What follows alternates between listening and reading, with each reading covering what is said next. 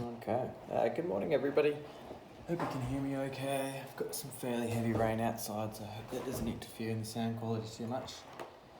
There's not much we can do about that. Anyway, so today we're looking at case study number 1. This is basically an article from the Domain 2014, and it's outlining what the effects of increasing the first home buyers grant would be. Okay. The first home buyers grant is basically a contribution towards a deposit, and it's helping people essentially buy their first home. It's in the name. Cool. So the first question is, in the short term, the supply curve is likely to be A, horizontal, B, vertical, C, positively sloped. Cool. So for this one, I think we really just need to draw a supply curve. And I'm actually going to draw it in a non-linear way, because I think it helps us visualize point elasticity a little better. Okay, so again, this isn't going to exactly replicate the housing market, but I think it illustrates the point pretty well. So law of supply states that we've got higher prices, right? Quantity supplied is going to go up, right? So that's why we have positively sloped curve, okay? That's because price and quantity are positively correlated, okay? We got that?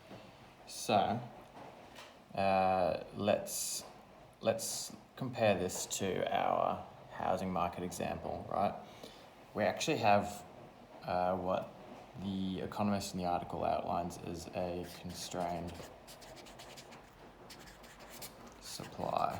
Okay, this is really important because in the short term you have limited supply.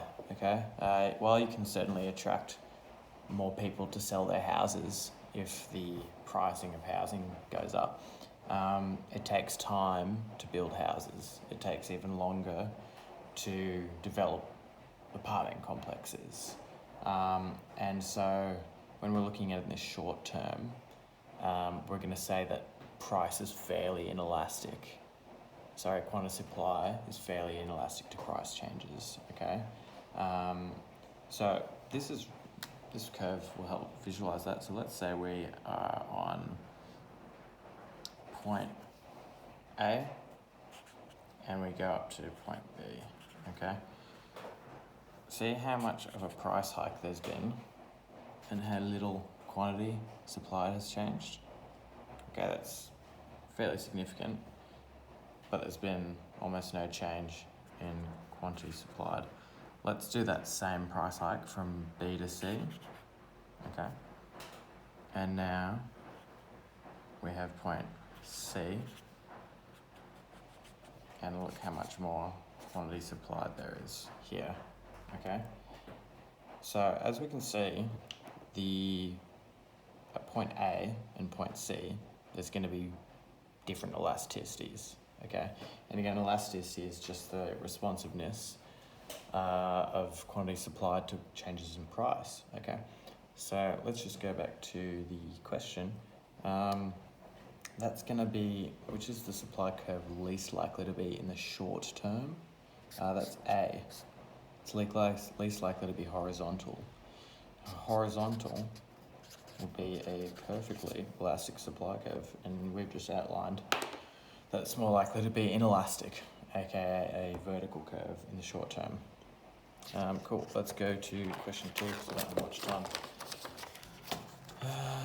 Alright, so question 2, what would be the effect of doubling the grant on the housing market? Okay, again, let's draw a supply and demand curve to visualize this. So we've got price, quantity, we've got a demand curve, we've got a supply curve. Easy. Okay, so when we're doing a demand and supply model, we make a couple of assumptions. Okay, one is ceteris paribus. That's basically saying with all other things equal. Okay, and that's just so that we can look at things in isolation. In particular, changes in price, changes quantity, and how that affects the curve, essentially. So when we've got things that change outside of this little model, we call that an exogenous variable or an external determinant. And I think that's basically what's going on in this example. The change in the doubling of the homeowners grant is actually going to be an increase in income, which is Y, okay? So that's going to be an external determinant. And what that is going to do is increase the demand. But first we need to talk about our second assumption, which is that I believe housing is a normal good, okay? So normal goods, inferior goods. Normal good is basically when income goes up, quantity demanded goes up, okay? If it was inferior, it'd be the inverse, income goes up, quantity demanded goes down, okay? So I'm going to use this other pen so we can see the change. So this from D to D1 is what's going to happen. So the curve is going to shift to the right.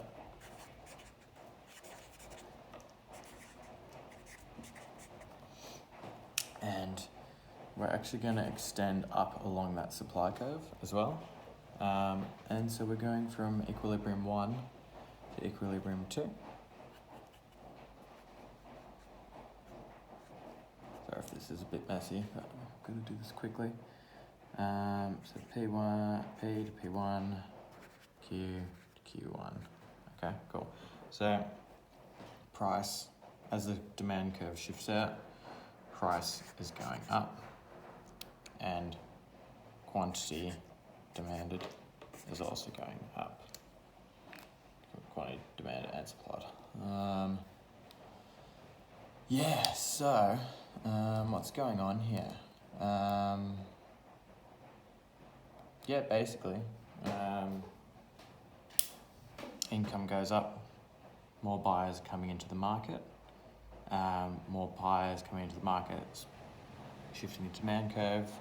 This is gonna basically tell sellers, there's a lot of people trying to buy my house, so I'm gonna sell it for more, okay? It's gonna push the price up. And all of a sudden, you've got higher prices, so more and more sellers come into the market because they want to earn that extra asset value. Over time, which we're going to go from T to T1, you're going to actually have, which I'm not going to visualize in this graph because I don't have time, but over time you're going to have a lot more houses being built, and this is actually going to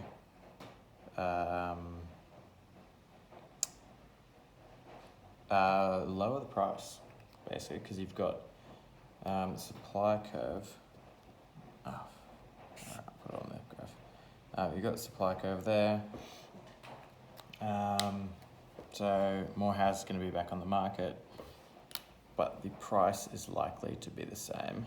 You now just have a new quantity.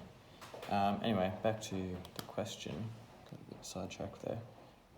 The answer is B, which is a shift in the demand curve to the right and a movement up along the supply curve. Cool. Let's go to question 3. I've got some neat little bubbles to help visualize this one. So according to Solace Lake, which party will be made better off? Just quickly check for time. Going good. We've basically got two different opposing perspectives in this article. We have somebody who works for a real estate agency, Dr. Hawtrey, and he's arguing that the biggest obstacle for young people like ourselves from entering the housing market is raking together a deposit. It's a fairly intimidating thing. If you've got a house which is worth $500,000, you've got to come up with $100,000 just to get your loan. And his argument is that the government should help contribute towards that deposit to incentivise us to jump into the housing market. The other perspective is this economist called Sol Islake, who's arguing that that'll just be a waste of time, a waste of money, and he is basing this off the fact that there's been 50 years of evidence saying that within a supply-constrained market, which is what we were talking about in the first question, that when you have something where the supply is limited, all that is doing is going to be pushing up the price. Okay? So let's just quickly look at those statements. We have, in my opinion, the Economist is saying a positive statement because he is basing this off empirical evidence and economic models and concepts.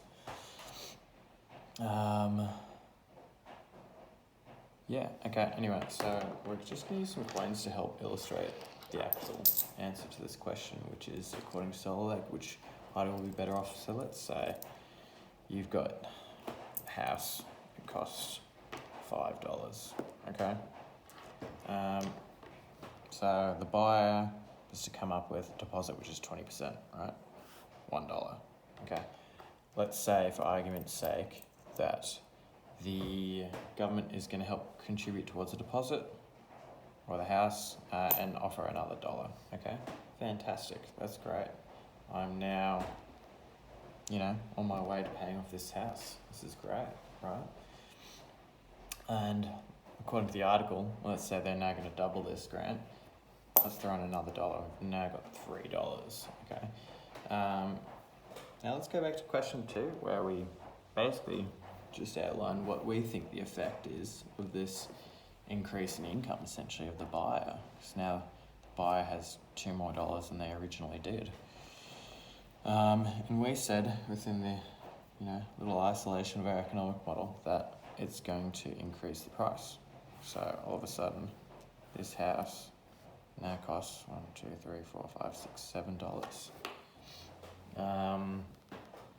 And this is kind of actually where the economist and the real estate agent agree on. They kind of come to the same point, where the real estate agent is saying that the problem for young people is that they may have saved $40,000, but then they see prices go up by, let's say, 2%. And this is what he says is year after year there's shifting goalposts. And that's basically what we've just seen here, where we've had a house that is $5, and all of a sudden we've got a policy which is injecting stimulus into the economy, and now it's $7. So where's that money going to go? It's going to go to the seller. This little guy down here, Moneybags. That marker doesn't work. Which is not what the policy was there to do. It was there to help buyers buy their first home. And while that has happened, in the long term, it's just gonna, even to the medium to the long term, it's gonna raise the prices. That money's going to pass onto the seller, who is probably more financially secure, maybe an investor, maybe a property developer. And again, what this is going to do is just increase prices for the future generations of young people who want to get into the housing market. So you're just going to essentially have to keep raising this first homeowners grant to make sure that people can get over this. Yeah, cool. So now that we've visualised that, let's go to question 4, which I think we've actually pretty much summed up in the first 3 questions. What do I think about this first homeowners grant? I'm just going to check the time. I've got 1 minute. I don't think it's a good idea. I think that, as we've outlined, the money is going to the wrong people. You're inflating asset prices with this scheme. The real problem, which is preventing young people from getting into the housing market, is the price. So you've got to lower the price. So how are you going to lower the price? We just got to go back to our demand supply model, and what that means is increase the quantity supplied of houses, which the economist Sol Slake outlines. The main thing that is constraining that the supply is things like zoning laws. If you've got really difficult zoning laws, it's really expensive, and it takes a long time for planners and developers to come along and build apartment blocks, and that's ultimately going to be constraining the supply, which keeps prices high, which keeps young people out from buying houses. Anyway, that's my 2 cents. Thanks for listening, guys.